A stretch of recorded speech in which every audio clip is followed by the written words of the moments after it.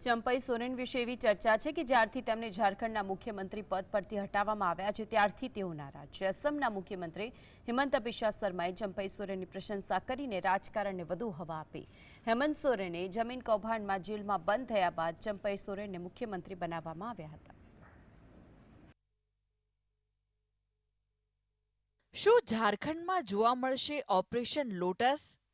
શું ચંપઈ સોરેન ભાજપમાં કૂદકો મારશે? સીએમ પદ જતા ચંપઈ નારાજ હોવાની અટકળો।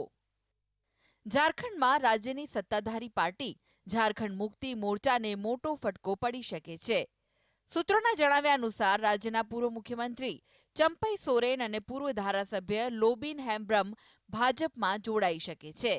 ચંપઈ સોરેન આગામી 1-2 દિવસમાં ભાજપના કેટલાક મોટા નેતાઓને મળ્યા બાદ દિલ્હીમાં જ ભાજપનું સભ્યપદ લઈ શકે છે। રાજ્યમાં આ વર્ષના અંતમાં વિધાનસભાની ચૂંટણીઓ યોજાવા જઈ રહી છે। માનવામાં આવે છે કે મુખ્યમંત્રી પદ પરથી હટાવ્યા બાદ ચંપઈ સોરેન નારાજ છે। ચંપઈ સોરેનને એવા સમયે રાજ્યના મુખ્યમંત્રી બનાવવામાં આવ્યા હતા જ્યારે રાજ્યના મુખ્યમંત્રી હેમંત સોરેનને જમીન કૌભાંડના કેસમાં જેલમાં જવું પડ્યું હતું। લગભગ 5 મહિના જેલમાં રહ્યા બાદ હેમંત સોરેનને 28 જૂને મુક્ત કરવામાં આવ્યા, જે પછી તેમણે ચંપઈ સોરેનને મુખ્યમંત્રી પદ પરથી હટાવી રાજ્યની કમાન સંભાળી। આ પછી ચંપઈ સોરેન નારાજ હોવાનું કહેવાય છે। ચંપઈ સોરેન 6 મહિના સુધી ઝારખંડના મુખ્યપ્રધાન પદે રહ્યા। તેમણે રાજ્યના 7મા મુખ્યમંત્રી તરીકે સેવા આપી હતી। ચંપઈ સોરેનની ગણતરી જેએમએમના વરિષ્ઠ નેતાઓમાં થાય છે। તેઓ 7 વખત ધારાસભ્ય રહી ચૂક્યા છે। હેમંત સોરેને 2019માં ચંપઈ સોરેનને કેબિનેટ મંત્રી બનાવ્યા હતા। તાજેતરમાં ચંપઈ સોરેનને મુખ્યમંત્રી પદ પરથી હટાવ્યા બાદ આસામના મુખ્યમંત્રી હેમંત બિસ્વા શર્માએ તેમની પ્રશંસા કરી હતી।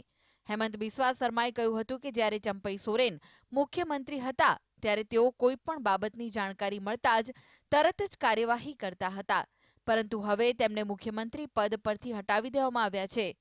એક રીતે જોઈએ તો આ ચંપઈ સોરેનની રાજકીય હત્યા છે। તેઓ સારું કામ કરી રહ્યા હતા છતાં તેમને પદ પરથી હટાવવામાં આવ્યા।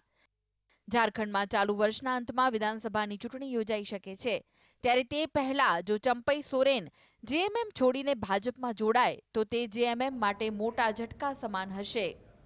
Bureau report,